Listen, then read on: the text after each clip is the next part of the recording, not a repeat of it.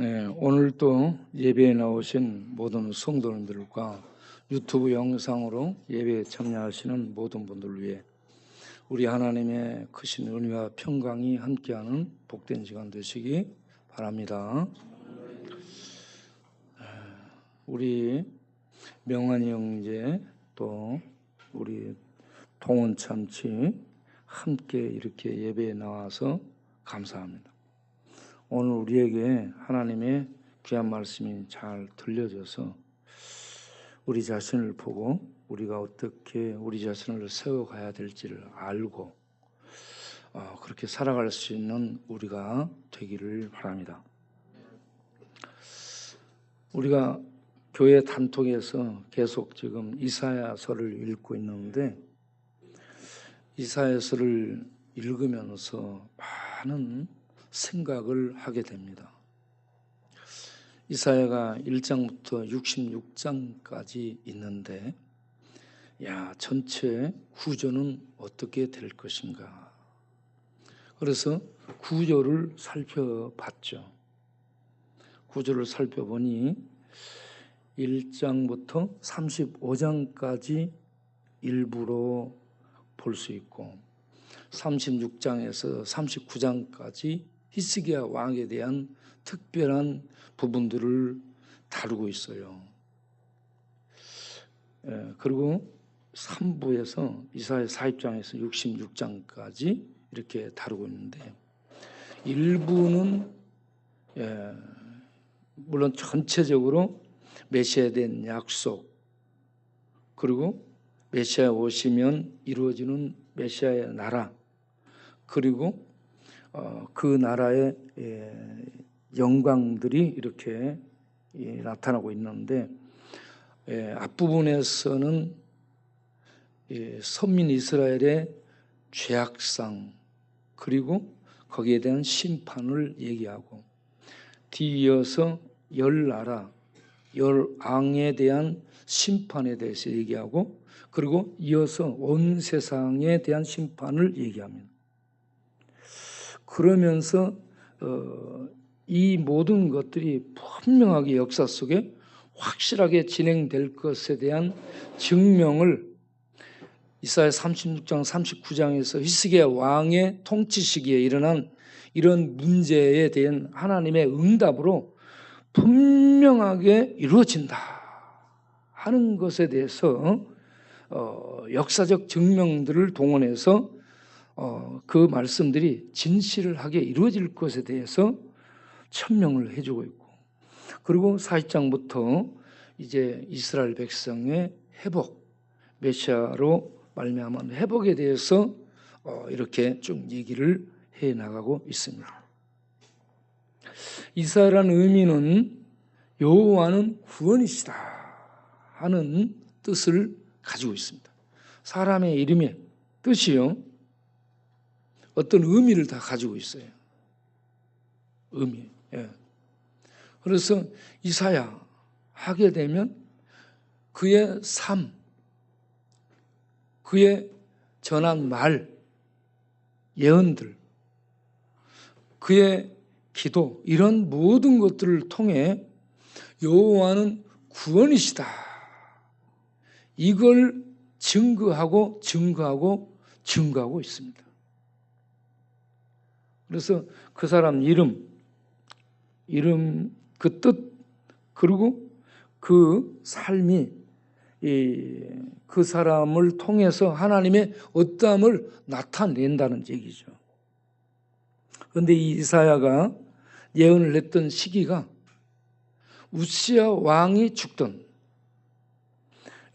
그때 기원전 739년 우시야 왕이 죽던 해부터 해가지고 아들 요담, 그 뒤를 이은 아스, 그 뒤를 이은 히스기야, 그 히스기야의 아들 므낫세까지 해서 전체적으로 약 58년 정도에 걸친 기간 동안 예언 활동을 한 그 말씀들을 기록한 게 이 이사야서다라고 볼 수가 있겠습니다. 그런데 이 이사야서 열면서 이 1장을 보게 되면 1장에서 남왕국 유다에 대한 죄악상을 지적하고 있습니다. 다음을 넘겨서 보면, 그래서 시작을 하면서 1장에 시작이 되면서 뭐라고 얘기하냐면, 하늘이여 들으라, 땅이여 귀를 기울이라. 들으라 기울이라, 이 말이 쉐마에서 둘 다 똑같이 듣고 들으라라는 얘기입니다. 저거 넘기라고. 하나님이 이스라엘을 호출하고 있어요. 호출, 더 넘기고 있어요. 왜 그런가? 자식을 양육했는데, 자식을 먹이고 돌보고 키웠는데 그 자식이 거역하고 배반하고 떠나갔다는 얘기입니다. 그렇기 때문에 나귀보다 못한, 짐승보다 못한 것들이다라고 얘기를 합니다. 하늘이여 봐라, 땅이여 너희들이 알지 않느냐? 내가 자식을 양육했는데 이것들이 나를 배반하고 간 것, 너희들이 하늘과 땅 너희가 다 알지 않느냐? 너희가 증인이지 않느냐? 이렇게 부르고 있습니다. 그러면서 그 다음 그들이 많은 징계를 받았어요. 잘못해가지고 징계를 받았는데, 징계를 받은 결과 머리가 병들었습니다. 온몸이 병들었습니다. 머리부터 발끝까지 병들었어요. 그럼에도 불구하고 하나님 앞에 고치러 오지를 않는 거예요. 고침받으러 오지 않는 거예요. 그래서 그들은 소돔 고모라 백성같이 멸망당할 위기에 처했다. 하나님이 원두막의 망대처럼 조금을 남겨뒀는데, 너희들에게 하나님이 이런 자비로 남겨줌이 없었다면 소돔 고모라처럼 멸망당하고 말았을 것이다 라고 그들의 실상황을 소돔에 빗대어 얘기를 해주고 있습니다. 그리고 그들은 그 하나님이 화나는 이유 중에 하나가 형식적인 예배입니다. 예배를 무지 드려요. 제사를 많이 드려. 그런데 마당만 밟고 가. 마음은 멀어요, 하나님께. 우상에게 마음이 돌아서서 우상을 숭배하는 데 마음이 가 있지, 몸뚱아리는 발로 성전 마당만 밟고 와서 형식적으로 제사 의식에 참여할 뿐이지 진정이 없다. 그래서 너희의 제사 드리는 것 때문에 내가 지쳐버렸다, 힘들다, 괴롭다, 이렇게 하나님이 지적하면서 그들에게 나는 이제 내가 너희의 기도도 응답하지 않겠다, 이렇게 결론을 맺습니다. 이 모든 것이 뭐냐? 그들의 교만입니다. 이스라엘의 교만이 뭐냐? 하나님 여호와를 왕으로 모시고 그의 왕권, 그의 주권을 인정하고 그분 앞에 나와 그 백성으로 그분을 섬기고 그분의 그 영광을 드러내며 살아야 되는데, 그들이 하나님을 떠나 우상 앞으로 갔어요. 우상을 숭배하고 하나님을 무시하는 거예요. 그러니 하나님이 열 받겠어요, 안 받겠어요? 저 의자가 안 좋은가 봐. 옆으로 옮기는 거죠. 의자가 이게 밑으로 푹 꺼져가지고 앉아있으면 불편하기도 해요. 저 푹 꺼져버렸잖아 지금. 의자를 밑에 봐가지고 나무 판때기로 좀 단단하게 이걸 해놔야 될 것 같아. 앉아있으면 허리 아프더라고, 푹 꺼지니까. 우리 그런데 소창서 형제님이 이렇게 폐암 말기인데도 불구하고 의자가 불편한 데도 나와서 예배를 드리려 하잖아. 하나님이 정말 기뻐하실 줄로 믿습니다. 엊그저께 돌면서 허경호하고 손수림이 오늘 주일 예배 꼭 온다 했는데 오지 않았잖아. 그런데 우리 사천성, 오천성은 딱 몸이 아프고 힘든데도 예배 들어왔잖아요. 하나님이 얼마나 기뻐하겠습니까? 네.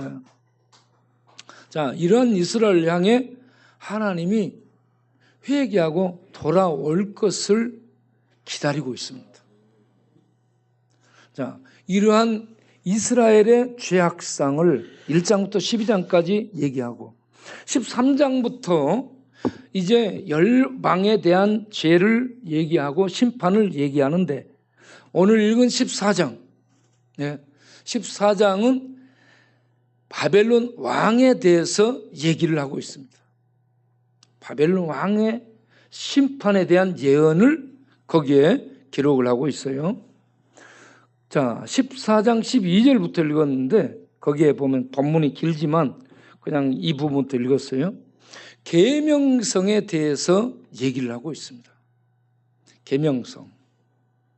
여러분들이 이사야서를 읽을 때에 가장 문제가 되고 있는 그 본문이 이 14장일 거라고 봐요.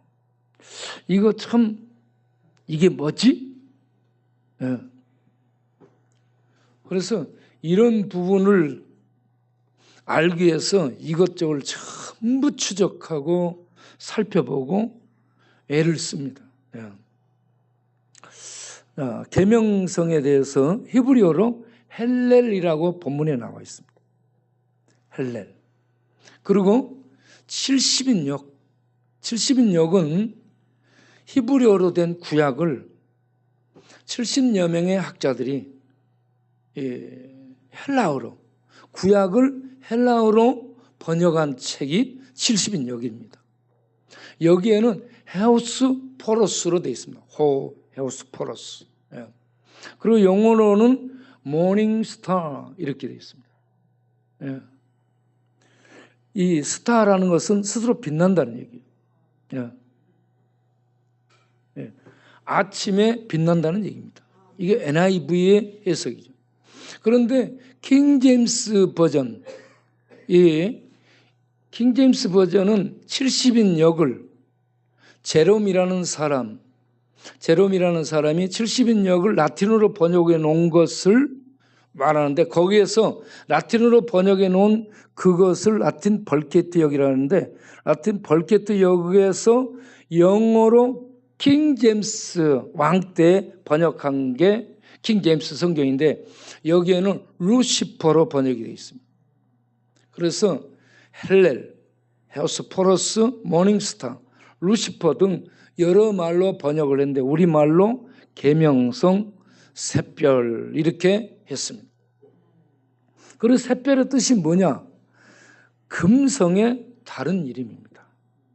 샛별, 금성 이렇게 얘기하죠. 그러면 샛별과 금성은 뭐냐? 해 뜨기 전 동력 하늘에 찬란하게 나타나서 빛을 발하다가 금방 사라져. 그래서 이걸 아침의 아들, the son of morning, 아침의 아들 이런 식으로 얘기를 하고 있습니다.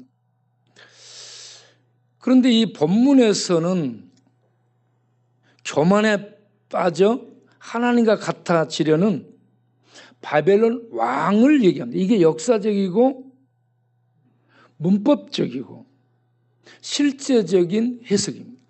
이 헬렐, 계명성으로 우리말로 계명성이라고 번역된 이 헬렐은 역사 속에 살았던 바벨론 왕을 가리키는 단어입니다.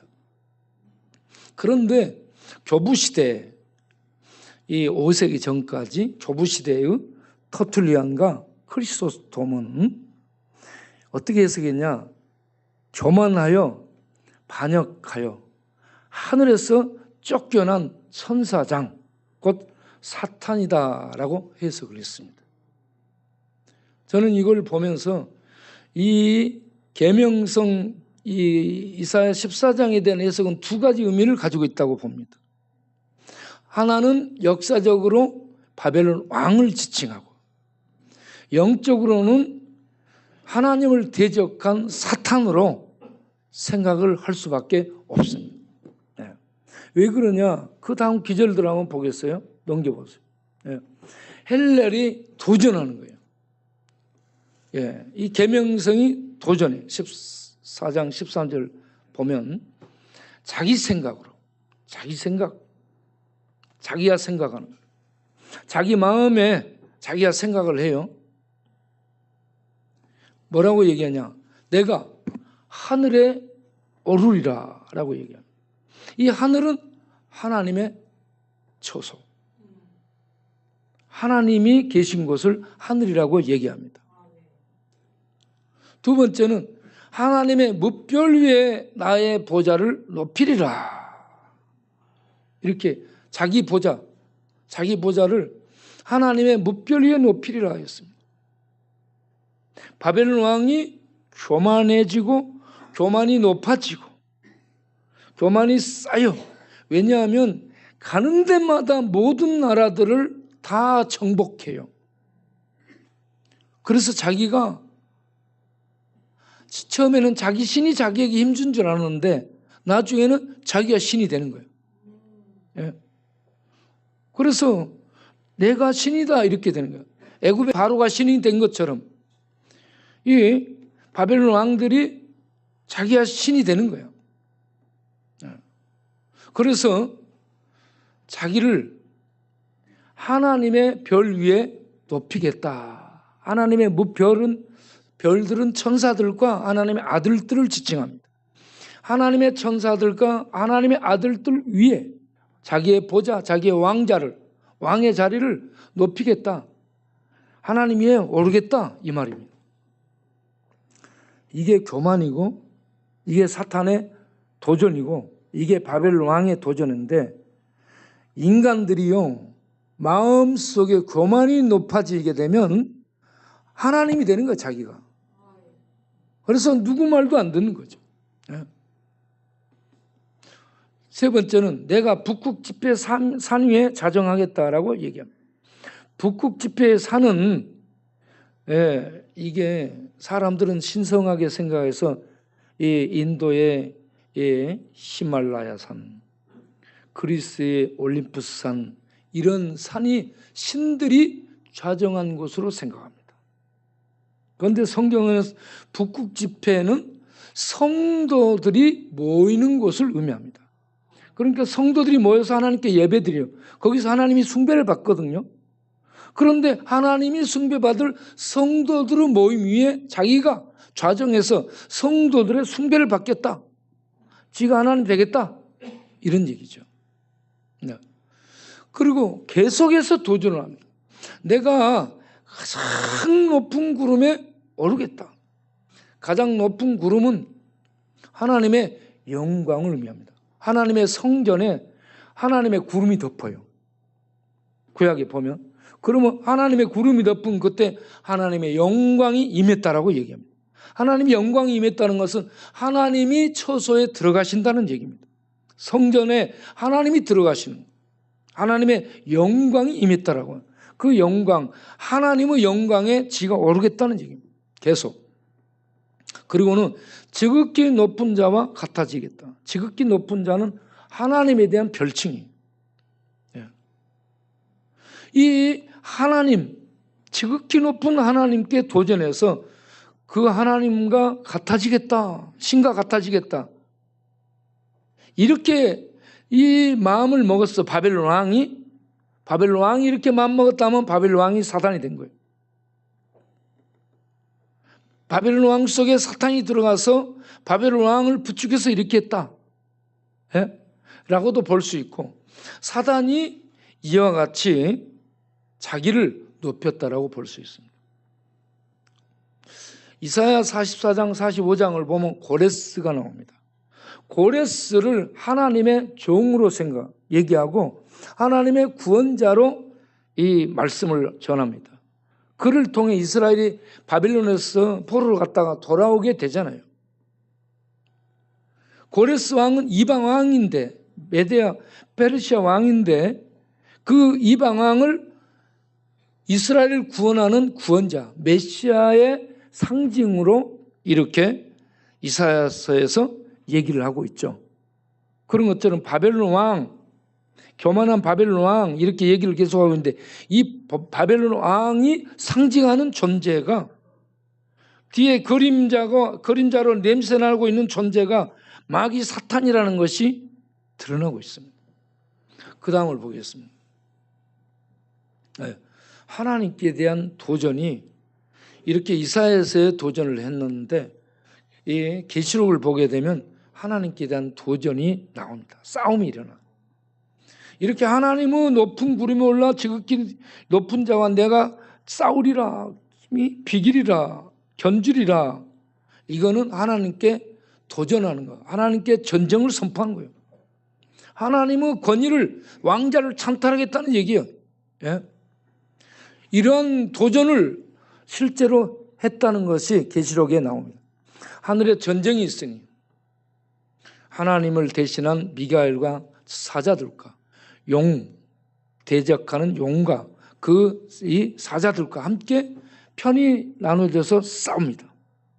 그래서 하늘에서 사단의 세력들이 버티지를 못하고 쫓겨나게 되죠. 쫓겨나게 되는데 그 실체를 이렇게 여러 모양으로 얘기해 주고 있습니다. 큰 용. 예. 용이라고. 중국에 가면 용, 지붕에도 있고, 이 왕들이 앉아있는 용상도 용이요. 왕이 입고 있는 옷도 용포요. 왕의 얼굴을 용안이라고 하고, 전부 용이요. 우리나라에 용산도 있고, 그렇죠. 예. 용산에서 용이 나와요. 예. 예. 용이 나와, 용하고. 예. 용이 내쫓기는데 그의 실체가 옛뱀은 에덴 동산에서 아담과 하와를 유혹했던 존재, 옛뱀이라고 말해요. 뱀이에요, 뱀. 예.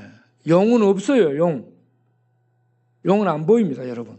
그래서 용을 그려 사람들이 상상해. 예. 그런데 이 용 사탄이 실제로 드러난 게 에덴 동산의 옛뱀 아담과 하와를 유혹했습니다.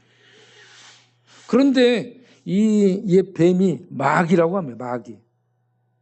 예, 하나님을 대적하고 참수하고 이 사탄이라고도 하고 마귀 사탄이라고 하는데 이 목적이 뭐냐? 온 천하를 꿰가지고 자기가 통치하고 그 위에 자기가 왕노릇하고자 하는 이게 마귀의 목표예요. 예.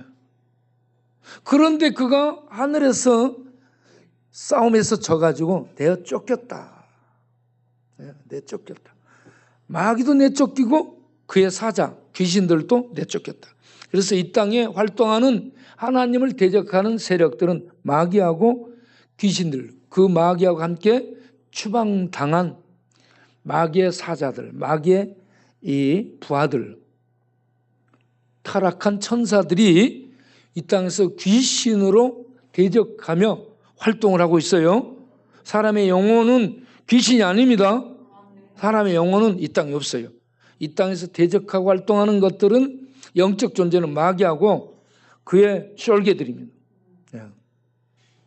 그런데 하나님께만 도전한 게 아니고 이 마귀가 예수님께 도전합니다. 마귀가 예수님이 공생을 시작할 때 세 가지 시험을 하게 되는데 마지막에 마귀가 예수님을 데리고 높은 산에 가가지고 뭐라고 얘기해요? 나한테 엎드려 절 한번 하면 내가 이 모든 거 주마라고 얘기합니다. 예. 하나님이 마귀에게 이 세상을 다스리도록 인간 아담과 죄를 범함으로 인간을 실제적으로 지배하고 다스리도록 하나님이 권세를 그에게 줬어요. 그래서 그가 다스리면서 그가 하나님이 돼 있는 거예요. 신이 돼 있는 거예요. 그래가지고 이 땅을 내가 지배하고 있다. 이 하나님의 아들 하나님이 오셨는데 나한테 절을 해라. 지가 하나님 위에 신이 되겠다는 얘기입니다. 하나님 위에 하나님 아들이 신인데 하나님 아들한테 자기의 마귀가 자기를 보고 절하라고 얘기해요. 예? 그래서 자기가 실질적으로 신이 되려는 거예요. 그 시도를 북극 지폐 위에 높이고 하늘의 구름 위에 자기를 높이고 계속 도전한 것처럼 예수님께 와서 또 나한테 절하라. 예? 그래서 자기가 신이 되려고 하죠. 그러니까 예수님이 뭐라고 얘기합니까? 사탄아 물러가라 하고 사탄을 대적하여서 물리칩니다. 그러면서 너 사탄을 향해서 뭐라고 얘기해요? 너 하나님 알지? 하나님께 경배하라. 너 까불지 말고 하나님께 경배해라. 네? 그리고 하나님을 섬겨라. 대적하지 마라. 이런 얘기입니다. 그런데 마귀는 하나님을 섬기지 않고 지가 신이 되고 지가 숭배를 받으려고 합니다. 이게 마귀의 마음이에요. 마귀의 마음. 자, 그 다음을 보겠습니다. 이 하늘 구름에 올라를 좀 더 설명을 해보려고 하늘 구름에 대한 설명을 다니엘서 7장을 보면서 생각해 보겠습니다. 다니엘 7장을 보게 되면 하나님이 옛적부터 항상 계신 하나님이 계셔요. 보좌에. 그 앞에서 불이 막 흘러나와. 이 불이 흘러나옵니다. 그 보좌에 앉아 계신 하나님 앞에 하늘 구름을 타고 인자 같은 이가 인도됩니다. 이 인자가 하나님의 아들 메시아를 의미하고 있죠. 그리고 그 인자 같은 이게 하나님의 아들 같은 이가 옛적부터 항상 계신 하나님 앞에 나와서 권세와 영광과 나라를 얻게 됩니다. 나라를 받고 그 받은 권세 그 나라가 어떤 나라냐? 영원한 나라다라고 얘기하고 있습니다. 이때 하늘 구름이 하나님이 이 타고 다니는 구름 수레같이 이렇게 나타나고 있죠. 이 하나님의 구름이 하나님의 영광이 나타나는 것을 의미하고 있음을 볼 수가 있습니다. 그런데 이렇게 성경에 하늘 구름을 타고 하나님이 임하고 시내산에도 하나님의 구름이 임해서 하나님의 영광이 임하고 하나님의 성전에도 하나님의 구름이 임해서 하나님의 영광이 임했다라고 얘기하는데 세상 사람들은 용이 바람과 구름을 타고 오른다라는 얘기들을 하곤 합니다. 그래서 이 구름, 하늘 구름이 이 평범하지 않은 신의 어떤 이 나타남을 의미하는 것으로 생각을 하게 한다 하는 겁니다. 그 다음을 보겠습니다. 사단에 대한 증거들이 성경에 많이 나오죠. 몇 군데만 찾아서 얘기하면 사단을 향해 예수님이 세상 임금이라고 얘기합니다. 세상의 임금이라는 말은 통치자, 세상 통치자. 그리고 온 천하를 지배하는 자, 온 천하를 통치하고 지배하는 자. 고린도서 11장 14절은 영광의 청사, 광명의 빛의 천사로 자기를 나타낸다라고 얘기합니다. 그래서 세상 사람들이 전부 속아. 사단의 본질은 거짓입니다. 진리가 없어요. 그래서 자기를 위장하고 자기를 가장시켜서 하나님인 양, 하나님인 양 자기를 세상에 내보여요. 그래서 사람들로부터 신으로 숭배받는 게 사탄의 목적이잖아요. 그런데 그 사단에 대해서 계시록 사도 요한이 밝혀주죠. 뱀이고 용이고 마귀고 사탄으로 온 천하를 거짓말로 꿰는 자. 그렇게 해서 멸망으로 데려갈 이러한 존재가 사단 마귀입니다. 그 다음을 보겠습니다.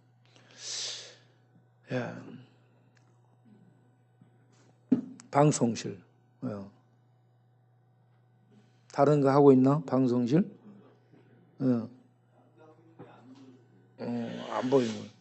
자, 여기에서 이 사단에게서 발견된 문제들을 우리가 봐야 됩니다.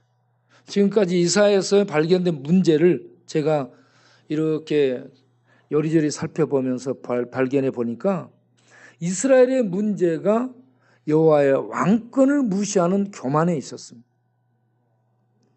바벨론 왕의 문제가 여호와의 왕권을 무시하고 지가 왕이 되려는 교만에 있었습니다. 여러분, 우시야 왕의 문제가 뭐예요? 우시야 왕. 이스라엘을 태평성대로 이끌었던 우시야 왕.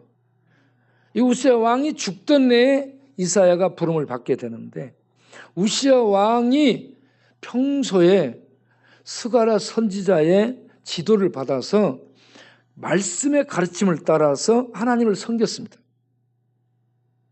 네. 그런데 이 스가랴 선지자가 죽어요. 스가랴 선지자가 그때 말씀을 줬는데, 그 문제는 우시야 왕 마음 안에 하나님 말씀이 없었습니다. 여러분, 우리가 성경을 읽고 예배드리고 그러는데 우리 안에 하나님의 말씀이 있느냐 없느냐 중요합니다.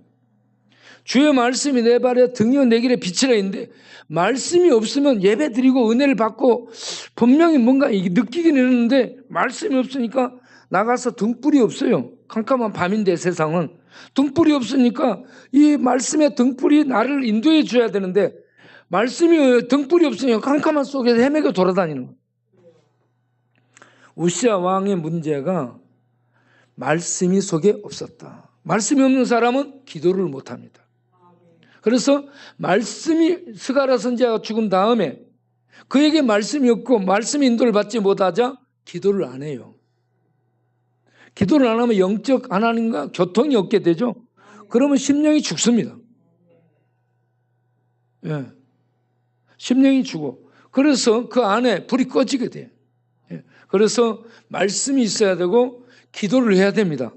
그러면 이 말씀이, 기도할 때 성령의 조명 속에 말씀이 빛을 발하게 되고 말씀이 힘을 발해서 우리를 보게 해서 이끌어주는 거예요. 예. 그러니까 여러분 안에 말씀이 있도록 하시길 바랍니다. 말씀이 없으면 방황하고 떠드는 거예요. 우주의 방랑자, 광야의 방랑자, 영등포 뒷골목의 방랑자, 이리 갔다 저리 갔다, 앞으로 갔다 뒤로 갔다. 방랑자요. 이렇게 노래를 부르면서 방랑하고 있어. 그러면서 세상에서 방황할 때 이 노래 부르면서 방황해. 그리고 이 우시야 왕이 어떤 문제가 있냐? 자기 본분을 잊어요. 왕은 왕으로 통치만 해야 돼. 성전에서 분향하며 향을 피워서 제사 드리는 일을 자기가 하면 안 돼. 그런데 왕이 교만해 가지고 본분을 넘어서서 제사장들이 해야 되는 분향을 하며 하나님께 제사 드리는 일을 지가 하려고 해요. 그때 제사장들이 말려요. 왕이시여, 안 됩니다. 그러니까 비켜, 내가 하겠다는데 왜? 하면서 화를 내며 들어가니까 하나님이 쳐가지고 이마에 문둥병이 발해서 하얘지는 거예요. 그래서 여호와께서 치십니다. 그래가지고 즉시 물러나. 그래가지고 왕궁에서 있지를 못하고 별궁에 있게 돼. 그렇게 해서 우시야 왕이 죽게 됩니다. 그러한 상황을 역대하 26장 16절에 뭐라고 보도해 주냐? 우시야 왕이 교만하여, 이렇게 직접 말씀을 전해줍니다. 왕이 교만했다고 해요. 이스라엘이 하나님의 왕권을 무시하고 교만했어요. 바벨론 왕이 하나님을 무시하고 교만했어요. 우시야 왕이 태평성대를 누리자 교만해진 거예요. 네. 그래서 죄를 범하고 배역하고 떠나가고 말을 듣지 않는 배후에 무엇이 있냐? 교만이 있습니다. 하나님은 교만한 자를 대적하시겠다. 베드로전서 5장 5절에 명시하고 있습니다.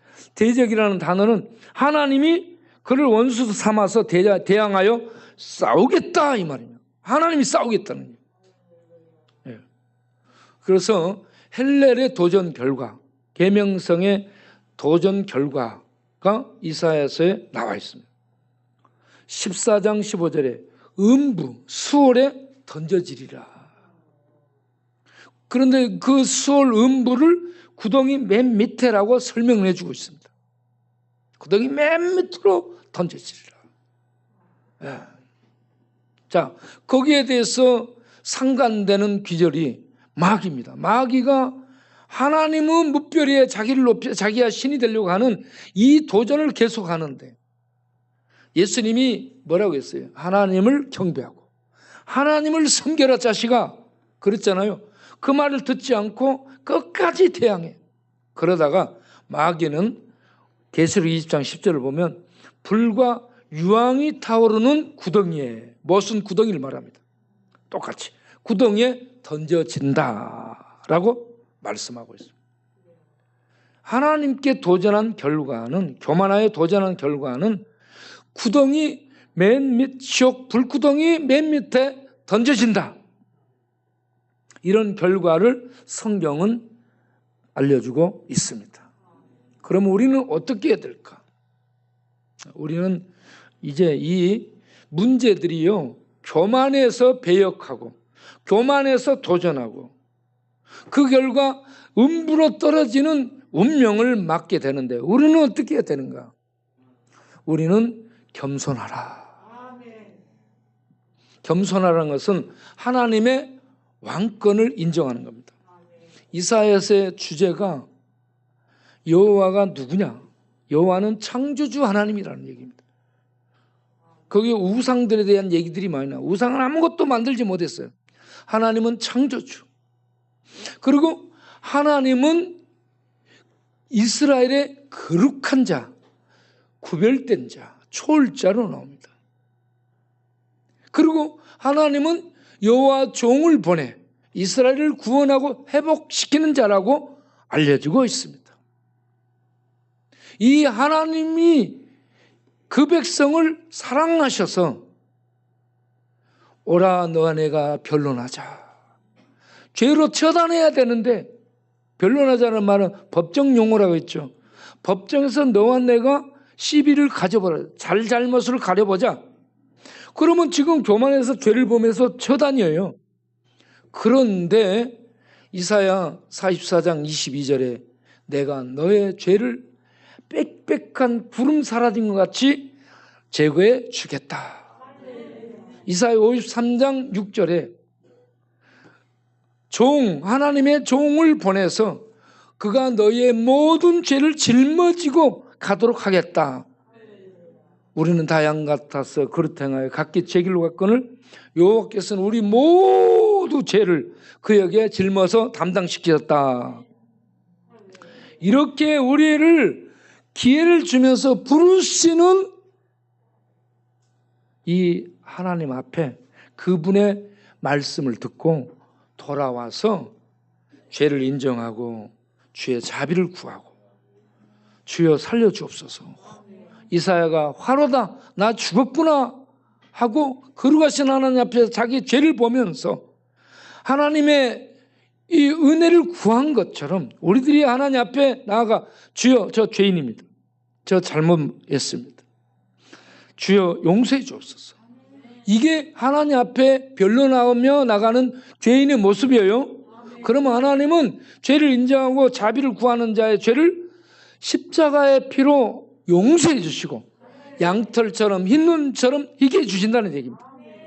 우리는 하나님 앞에 겸손함으로 나갈 수 있게 되기를 바랍니다. 그래서 이 하나님의 자비가 우리에게 계속될 때 손을 들고 천부여 의지 없어서 손 들고 나갑니다. 거룩하신 하나님 앞에 서면 무엇이 보이냐면 우리의 죄만 보여집니다. 자기의 죄만 보여져. 다른 사람의 죄는 신경 쓰지 마세요. 자기 죄만 신경 쓰세요. 자기 죄를 신경 쓰 하나님 앞에서 오 하면서 자기의 죄를 보게 되고 고백하게 되면 영원히 무릎을 꿇습니다. 영원히 무릎을 꿇으며 하나님께 천부여 의지 없어서 손 들고 옵니다. 천부여 의지 없어서 손 들고 옵니다. 주 나를 외면하시면 나 어디 가리까. 내 죄를 씻기 위하여 피 흘려주시니 고되게 하는 마음으로 주 앞에 옵니다 하면서 무릎 꿇고 자기의 죄를 고백하고 또 고백하고 또 고백하면서 주의 자비를 구하는 심령이 되면 주께서 흰 눈처럼 양털처럼 그의 죄를 깨끗하게 도말 없애주시는 줄로 믿습니다. 이런 하나님 앞에 겸손함으로 주의 왕권을 인정하고 나가는 우리가 되기를 바랍니다. 그리고 아들까지 보내주셔서 우리 모든 걸 책임져 주시는 아버지께 우리의 염려, 근심, 걱정을 맡기시길 바랍니다. 우리가 근심, 걱정하면 우울증만 생겨. 밤에 잠 못 자. 소화불량 생기고, 예? 그러다 보면은 잠 못 자니까 술 마셔야 돼. 그러면 술 마시면 잠 못 자고 밖에 나가 돌아다녀야 돼. 돌아다니다 보면 밤새 돌아다니면 아침이 되면 피곤해. 그러면 낮에 잠을 자. 그러다가 깨고 나면 또 술 찾게 돼요. 그래가지고 술 마시고 또 돌아다녀. 이런 불면증이 생겨. 불면증이 생기면 불안증이 생겨. 불안증이 생기면 언제 죽을지 모르겠다 이런 생각이 들어요. 그리고 허무해져. 그러면 야 내가 이 살아서 뭐하냐? 이런 생각이 드는 거야. 그리고 귀신이 보여. 막 귀신들이 보이고 헛것이 보이고 헛소리가 들려. 예? 그러면 이제 뭐 이 분간이 안 되니까 죽어야 되겠다 싶은 거야. 그래서 난간을 잡고 어디 가서 죽을까 말까 하다가 떨어지는 거야. 한강에 가서 잡고 있다가 난간에서 어지러지려 갖고 떨어지는 거야. 예. 그러니까 염려를 사랑하는 주님께 맡기는 믿음의 사람이 돼야 될 줄로 믿습니다. 그리고 정신을 차리고 근신하에는 정신을 맨정신을 갖고 있는 것을 근신이라고 합니다. 술 취한 정신이 아니에요. 술 취하게 되면 맨정신이 안 돼요. 술 취한 사람이 정조준해 갖고 방아쇠를 당긴다 해도 흐릿해가지고 적을 못 맞춰요. 그래서 총을 쏠 때는 절대 술 마시고 사선에 안 올려보내잖아. 예? 술 마시고 다니면 안 돼요. 근신하에 맨정신으로 그것도 깨어 있어야 돼. 영적으로. 왜 그러냐? 마귀가 우는 사자처럼 지금도 돌아다니고 있기 때문에.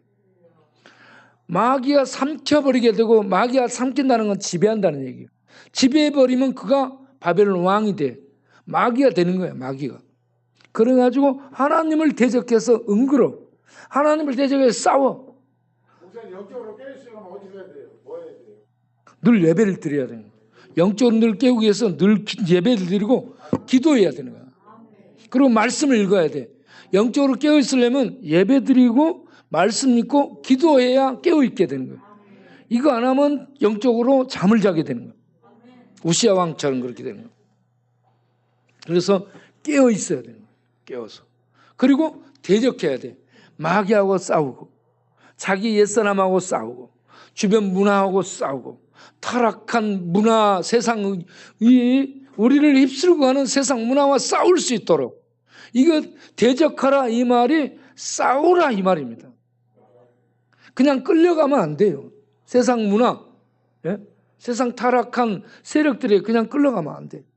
무엇으로 싸워야 돼요? 예, 믿음을 가지고 말씀을 가지고 믿음으로 기도로 싸우는 겁니다. 예. 그런데 예배도 안 드리지, 성경도 안 읽지, 기도도 안 하지. 그러니까 완전히 마귀에게 밥이 돼. 아무 힘이 없는 거예요. 예, 여러분들 한번 살펴보세요. 나에게 마귀를 대적할 수 있는 힘이 있는가? 마귀의 이런저런 괴계를 분별할 수 있는 말씀으로 말미암은 통찰력이 있는가? 그리고 대항할 수 있는 성령의 능력들이 내 안에서 역사하는가? 이런 것들이 없으면 순간순간 마귀에게 밥이 되는 거예요. 여기에서 벗어날 수 있는 우리가 될 수 있게 되길 바랍니다. 마지막으로 이 스님 영상 한번 잠깐 살펴보겠어요. 영상. 예. 이 스님이 절에 그 진리를 찾아 들어갔다가 할렐루야. 진짜 살길입니다. 부산 보모사의 이명식 스님은 초등학교를 마치고 숙소를 떠나 산으로 들어가 스님이 되었다. 명식 스님은 절에 찾아오는 신도들이나 부산대학의 불교의 학생들을 대상으로 교리를 가르치면서 불자의 길을 충실히 가는 기대가 촉망되는 법사였다. 그러던 어느 날 절에 올라와 법당 앞에 탑을 돌던 두 여대생이 주고받으며 하는 말에 큰 충격을 받았다. 그 여대생의 말은 이런 내용이었다. 내가 어느 날 교회 다니는 친구의 건의로 부산 시내 한 교회에 나가게 되었는데 교회 목사님이 불교는 아무리 수양하고 고행을 해도 인생의 재 문제와 죽음 문제를 해결하지 못하는 일종의 허무주의 철학 사상에 불과하며 구원도 없고 영생도 없으니 결론적으로 말하자면 종교가 아니라고 하더라. 이명식 스님이 이런 말을 듣는 것은 그날이 처음은 아니었지만 신기하게도 그날따라 가슴에 깊이 새겨졌다. 그는 자신의 젊음과 생명을 바쳐 불교의 도를 천상천하에 가장 심오하고 유일무이한 진리로 믿고 있던 불자로서 기독교를 공격하고 반박하여 불교의 진리를 지키는 글을 쓰기 위해 큰 스님의 허락을 받아 준비하기 시작했다. 예수교를 비판하려면 먼저 성경을 알아야겠다고 생각해 시내 서점에서 성경책을 구입하여 절에 딸린 뒷산의 한 작은 암자에 들어가 두문불출하며 성경을 읽기 시작했다. 수염도 깎지 않고 세수도 잊은 지 오래요. 머리칼은 길어 이마를 흘러내리고 식사는 겨우 연명할 정도로 소량만 섭취하면서 하루 서너 시간 잠자는 것 외에는 계속 성경을 읽으니 어느덧 신구약 성경 중독 횟수가 5회, 10회, 30회로 점점 늘어났다. 그런데 이 어찌된 일인가? 명식 스님의 성경을 읽으면 읽을수록 기독교를 공박하고자 하는 마음은 허물어지기 시작하고 오히려 자신이 속에 빨려 들어가는 것을 느끼게 되었다. 이렇게 하여 성경을 70회를 꼬박 읽고 나자 그는 이제 스님이 아닌 예수교 신자로 변모해가는 자신을 발견하고 소스라치게 놀라지 않을 수 없었다. 당시 불교신문과 잡지사에서는 스님이 그동안 성경을 읽었을 터이니 기독교를 공박할 글을 써달라는 온갖 청탁이 들어와 그는 글을 쓰고자 책상 앞에 앉았다. 온고지를 메고 가던 명식 스님은 20여 장을 쓰고 나서 내용을 검토하다가 다시 한번 놀라고 말았다. 자신이 써놓은 온고지를 읽어보니 기독교에 대한 공박은커녕 온통 불교의 허구성과 우상숭배의 실상을 드러내는 성경 구절만 잔뜩 써놓은 것이다. 신약성경 사도행전에서 볼 수 있었던 것처럼 자신도 예수교 성령께서 지배하심을 인정하지 않을 수가 없었다. 나 외에 다른 신이 없나니 나는 공의를 행하며 구원을 베푸는 하나님이라. 나 외에 다른 이가 없느니라. 다른 이로서는 구원을 받을 수 없나니 천하 사람 중에 구원을 받을 만한 다른 이름을 우리에게 주신 일이 없음이라. 주 예수를 믿으라. 그리하면 너와 내 집이 구원을 받으리라. 그는 자신이 누군가에 의해 이끌림 받고 있다는 사실을 절감했다.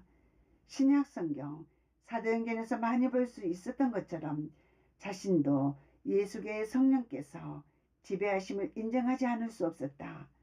성경을 집중적으로 70여 차례 읽었을 뿐 아니라 읽는 것만으로는 성이 안 차. 창세기와 시편 신약성경에 복음서를 애우게 되었으며 이해하지 못할 부분이 많아지자 성경을 해석해 놓은 주석까지 사다가 곁에 놓고 샅샅이 뒤지고 있었던 터라 성경의 주요 줄거리는 이미 그의 뇌리에 박혀 있었다. 이로 인해 불교계는 한때 발칵 뒤집혔다. 결국 큰 스님이 어느 날 아침 공양 때 명식 스님을 불러 조용히 말했다. 이제 너는 부처님과 인연이 다 되었으니 산에서 내려가라. 그리하여 명식스님은 하산과 동시에 부산을 벗어나 서울로 올라와 예. 신림동 자, 이렇게 변두리 조그만 성경을 읽게 방 하나를 되면 세워둬 성경을 기록한 성령께서 성경이 하나님의 말씀으로 빛으로 들어오게 해주십니다. 그러면 진리가 불발해져서 하나님이 보이고 예수가 구원이고 성경 말씀이 진리라는 것을 믿게 됩니다. 있고 또 있고 있고 또 있고 하면 이게 빛으로 들어오고 진리로 들어오고 능력으로 들어와서 우리 안에 영적 힘이 생기죠. 그러게 되면 우리가 깨어나게 되는 겁니다. 깨어나서 하게 되는 것이 예배드리고 성경 읽고 기도하고 그리고 계속 이 말씀을 따라 살아가는 삶을 살게 되죠. 그러면 스님도 신자가 되고 중독자도 신자가 되고 방탕자도 신자가 되고 하나님이 기뻐하는 삶을 사는 하나님의 백성으로 돌아올 수 있는 줄로 믿습니다. 예, 우리 동네에 있는 여러분들, 여러분 바깥에 있는 여러분들 말씀 듣고 하나님 앞에 돌아와서 그래 이 진리의 말씀을 붙들고 이 말씀 인도를 받아서 내가 살아가자 앞으로 이렇게 결심을 하시고 예배드리고 말씀 읽고 기도하는 일에 전념하시길 바랍니다. 그러면 벗어나게 되는 거예요. 여러분 술 마신 만큼 성경만 읽어보세요. 예. 예. 그걸 바꿔 술 마셨던 것을 성경 읽는 것으로 시간을 투자하고 바꿔봐요. 그러면 다 새로워질 수 있게 될 줄로 믿습니다. 제가 오늘 이 설교를 준비하기 위해서 책 읽고 묵상하고 한 7, 8시간은 이상 10시간 가까이 투자했을 것 같아요. 예. 그래서 그냥 이 어떤 설교 집만 본 거 아니고 이 본문 읽고 거기에 나오는 단어, 앞뒤 연결, 의미, 전체 맥락 이런 걸 전부 훑어보면서 새기면서 살펴보면서 이렇게 하다 보니까 밥 먹는 시간도 부족하고 그래서 먹으면서 막 다니고 그렇습니다. 예. 어쨌든 우리들이 말씀을 이렇게 알아가기 위해서 더 열심을 내가지고 말씀이 내 안에 들어와서 나를 불밝히고 내 안에 하늘로 가득 채울 수 있도록 그렇게 되게 되면 중독이라는 거 저절로 그냥 끊어지는 거예요. 언제? 끊어진 줄 모르게 끊어지는 거예요. 그러한 하늘의 약이 이 말씀의 약이 우리를 치료하고 새롭게 하는 역사가 있게 되길 바랍니다. 기도하겠습니다. 다 같이 통성으로 기도하겠습니다. 다 같이 우리가 교만해서 하나님 떠나지 않게 우시아 왕처럼 이스라엘처럼 바벨론 왕처럼 교만해가지고 떠나지 않고 교만한 마음속에 들어온 사탄을 따라 신이 되려고 하는 이러한 하나님께 대한 무만 도전하지 않는 그런 우리가 될 수 있게 해주시고 말씀 읽고 예배드리고 기도해서 하나님의 왕권을 인정하고 하나님을 따라 살아갈 수 있는 내 자신이 되어 이제는 천국을 누리는 그러한 하나님 백성으로 생명의 삶을 살게 하옵소서 하는 기도를 다 같이 본인이 드리도록 하겠습니다. 주여 한번 부르고 기도합니다. 주여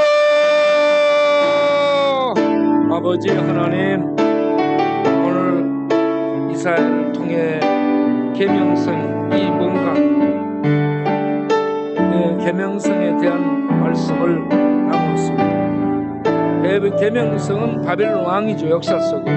그런데 바벨론 왕은 또 다른 의미를 가지고 상징적인 존재로 나타나 고레스 왕이었지만 메시아를 상징하듯이 바벨론 왕을 나타냈지만 사탄을 상징하는 그런 존재였습니다.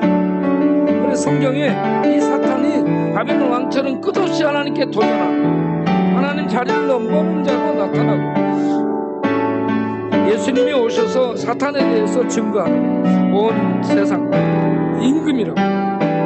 그래서 끝없이 도전해 하나님께 도전해서 하늘에서 쫓겨나지 않습니다.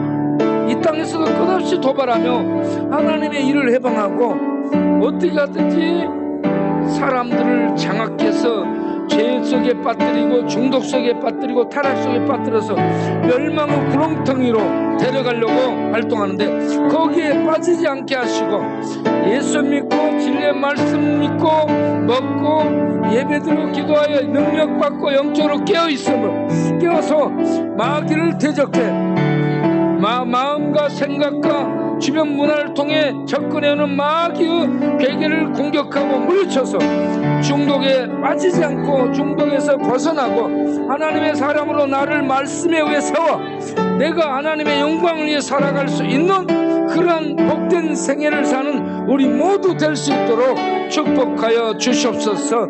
지배하고 있는 더러운 어둠의 세력들은 우리를 교만하게 만들고 하나님 앞에 도전하게 만들고 교만한 마귀 이 지옥 불경에 떨어질 이 바벨론 왕으로 상징된 더러운 마귀를 따라 살아가면서 멸망으로 떨어지도록 인도하는 마귀, 이 세상의 광명의 천사를 이장으로 나타나는 마귀, 거짓의 아비, 살인의 원조로 우리를 죽이려고 찾아오는 마귀를 깨닫고 물리치고 따라가지 않고 거절하고 거부하고 대항해 싸우고 하나님의 말씀을 깊이 새기고 말씀 따라 살아갈 수 있는 우리 모두 될 수 있도록 붙들어 주옵소서. 우리 동네 수많은 사람들 마귀 따라가서 중독됐고 중독자 되어 죽어가고 있는데 이제라도 하나님 말씀 듣고 깨닫고 돌아와 회개하고 은혜 받고 살아나고 하나님을 아버지로 발견하고 믿고 의지하고 붙들고 그 하나님 말씀을 약으로 먹고 생명으로 먹고 능력으로 받아들이고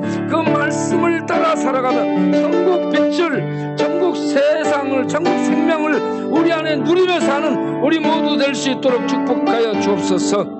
예수 그리스도 이름으로 기도합나이다. 아멘.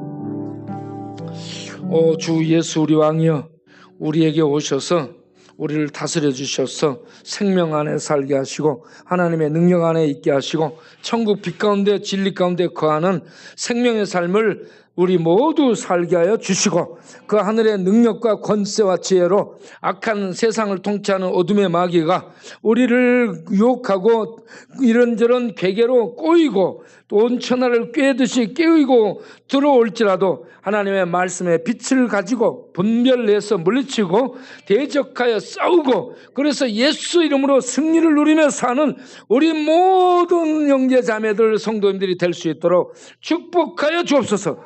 그래서 중독도 이기고 방탕도 이기고 방랑도 이기고 타락도 이기고 이런저런 습관도 이기고 이렇게 이김을 누리며 사는 우리 모두 되게 하옵소서. 예수 그리스도 이름으로 기도합나이다. 아멘. 다 같이 찬송가 300